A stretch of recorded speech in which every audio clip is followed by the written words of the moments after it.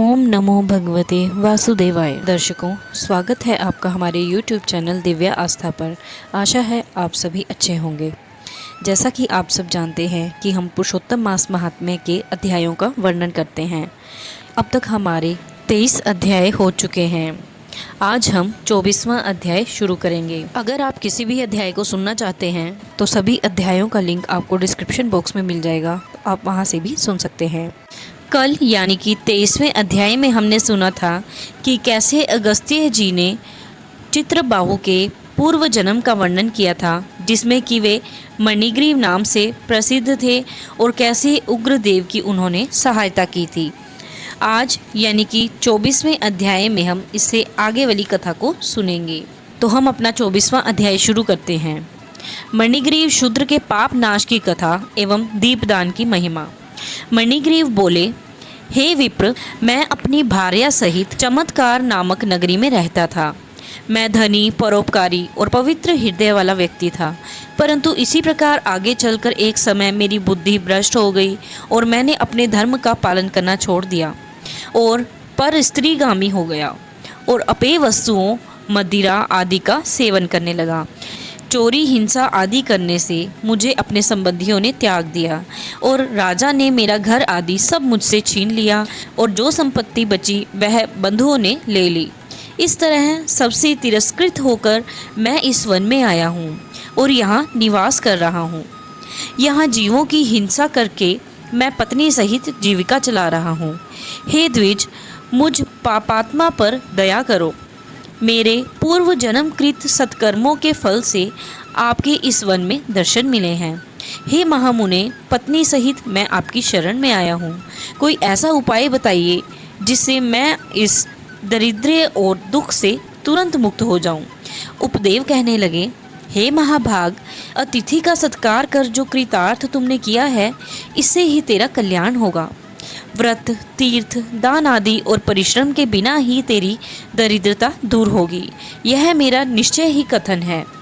अब से तृतीय मास पुरुषोत्तम मास होगा, सो तुम अपनी पत्नी सहित पुरुषोत्तम की प्रसन्नता के लिए दीप दान करना, जिससे तेरी यह दरिद्रता समूल नाश को प्राप्त होगी।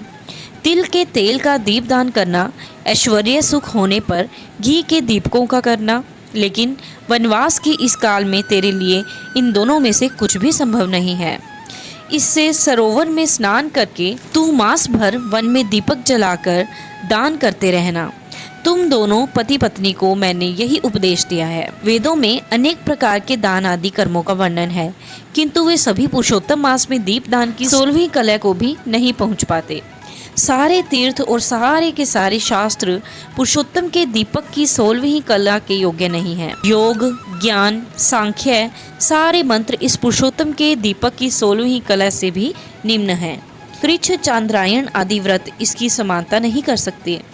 वेदों का पठन पाठन, गया का श्राद्ध, गोमती नदी के तट का वास सभी इसके सामने महत्व नहीं रखते हैं। इसी से पुरुषोत्तम मास में दीपदान अवश्य ही करना। मैंने यह तुम्हें दरिद्रता के नाश की युक्ति बतलाई है। हे वत्स, तुम्हारा कल्याण हो। तुम्हारी सेवा से मैं प्रसन्न हूँ। मैं अब प्रस्थान करना चाहता हूँ। अगस्त्य जी बोले, इतना कहकर वह श्रेष्ठ विप्र द्विभुज मुरलीधर भगवान को स्मरण करते हुए प्रयागराज की ओर चल पड़े। दोनों पति पत्नी भी उस उपदेव को आगे तक पहुंचाने के लिए चल पड़े।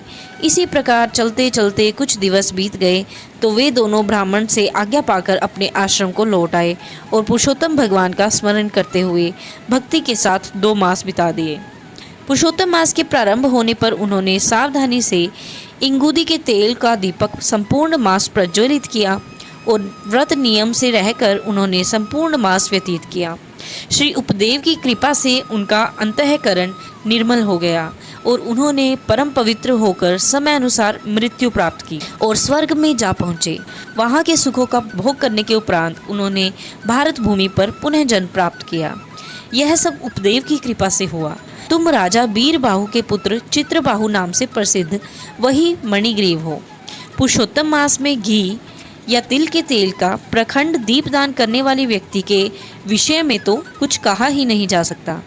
श्री पुरुषोत्तम मास के दीपदान के फल के विषय में तनिक भी संशय नहीं है। वाल्मीकि जी बोले, चित्रबाहु राजा के पूर्व जन्म की इस प्रकार कथा कहकर अगस्त्य मुनि जी राजा को हृदय से आशीर्वाद देकर चले गए।